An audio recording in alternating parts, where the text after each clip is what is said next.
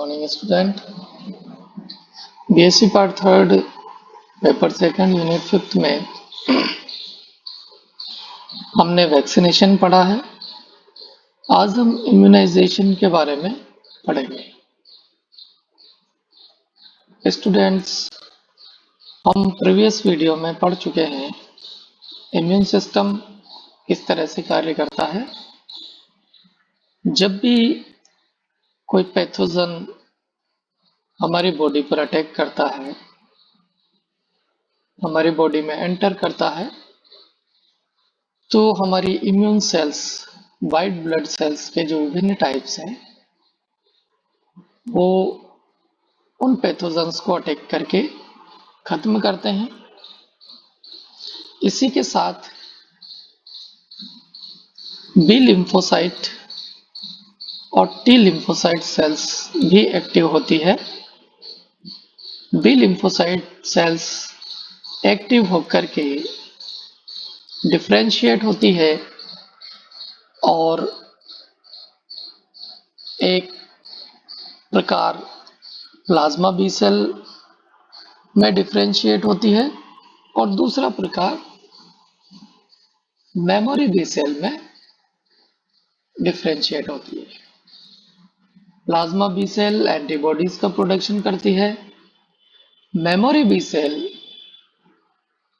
उन पैथोजन्स को मेमोराइज करके रखती है, याद करके रखती है, और जब भी आगे भविष्य में अगर कभी सेम पैथोजन अटैक करता है बॉडी पर, तो उन पर तुरंत अटैक करके उन पैथोजन को खत्म किया जाता है। इम्यूनाइजेशन में वैक्सीनेशन को शामिल करते हुए जब वैक्सीनेशन हो जाता है, टीकाकरण हो जाता है, तो हमने पढ़ा है कि वैक्सीनेशन में कमजोर किए हुए या डेड वायरस, बैक्टीरिया बॉडी में एंटर करवाए जाते हैं। एंटर करवाने के पश्चात ये एंटीजेंस बॉडी में इम्यून रिएक्शन को प्रेरित करते हैं। इम्यून रिएक्शन जब प्रेरित होता है तो इन डेड या कमजोर हुए वायरस, बैक्टीरिया, इनको इम्यून सिस्टम की बी एवं टी सेल्स अटैक करती है और इनको खत्म करने का काम करती है। और बी सेल्स, जो मेमोरी बी सेल्स है, वो इन पैथोजन्स को मेमोराइज करके रखती है और आगे भविष्य में जब भी कभी सेम पैथोजन बॉडी पर अटैक करते हैं, तो memorise B cells fast action लेकर के इन पैथोजन्स को खत्म करने का काम करती है। इस प्रकार से इम्यूनाइजेशन होता है। तो इम्यूनाइजेशन में हम वैक्सीनेशन को भी शामिल करते हैं और साथ में बॉडी में जो मेमोरी बी सेल्स का प्रोडक्शन होता है, वो भी इसमें शामिल है। How does immunisation work? All forms of immunisation work in the same way. और वह सेम वे क्या है? जिस प्रकार से हम जब बीमार होते हैं तो B cells plasma B cells और मेमोरी बी सेल्स में डिवाइड होती है। प्लाज्मा बी सेल्स एंटीबॉडी का प्रोडक्शन करती है, एंटीबॉडीज पैथोजन्स को नष्ट करने का काम करते हैं। मेमोरी बी सेल्स उन शत्रुओं को या पैथोजन्स को मेमोराइज करके रखती है और आगे जब भी कभी वही पैथोजन अटैक करते हैं तो फास्ट एक्शन करके उन पैथोजन्स को नष्ट किया जाता है। When someone is injected with a vaccine, their body produces an immune response in the same way it would following exposure to a disease, but without the person getting the disease. If the person become in contact with the disease in the future, the body is able to make an immune response fast enough to prevent the person developing the disease or developing a severe case of disease. How long do immunisation take to work? Immunisation अपना काम करने में कितना समय लेता है? तो ये जनरली 2 वीक का लगभग समय लिया जाता है नॉर्मली रूप से. This means protection from an infection will not occur immediately after immunization. Immunisation vaccination के तुरंत बाद इम्यूनाइजेशन नहीं होता है, इसमें कुछ समय लगता है जो 2 वीक तक हो सकता है.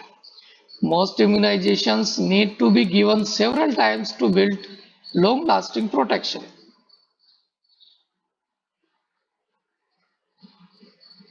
A child who has been given only 1 or 2 doses of the DTP vaccine is only partially protected against diphtheria, tetanus, pertussis, जिसे whooping cough भी बोला जाता है, and may become sick if exposed to these disease until they have all doses they need. अगर DPT का टीका केवल 1 या 2 डोज लिया गया है तो वह सफिशिएंट नहीं होता है रोग को रोकने में. उसके अलावा भी जितने भी डोजेज होते हैं वो सब लिए जाने चाहिए. How long do immunisation last? कब तक इम्यूनाइजेशन बना रह सकता है?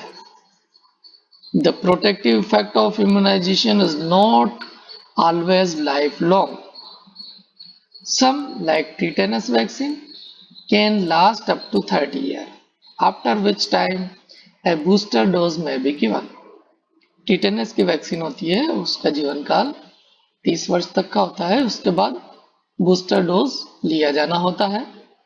Some immunizations such as whooping cough vaccine give protection for about 5 years after a full course.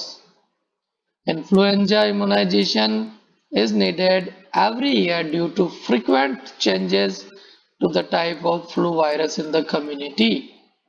Influenza का जो वायरस है उसके लिए एवरी ईयर वैक्सीनेशन जरूरी होता है क्योंकि इसका वायरस में बहुत तेज गति से चेंजेस आते रहते हैं. Is everyone protected from disease by immunization? Even when all the doses of vaccine have been given, not everyone is protected against the disease. Measles, mumps, rubella, tetanus, polio, hepatitis B, Haemophilus influenza type B vaccines protect more than 95% of children who have completed the course. 1 dose of meningococcal vaccine at 12 months protect our 90% of children. Thank you.